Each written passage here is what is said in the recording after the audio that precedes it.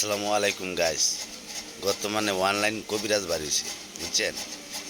বউ গেলে গাইনে দিব, প্রেমিকা গেলে গাইনে দিব, ভালোবাসা আড়াইয়া গেলে আইনে দিব, 24 ঘন্টা 2 ঘন্টা 3 ঘন্টার ভিতরে আইনে দিব।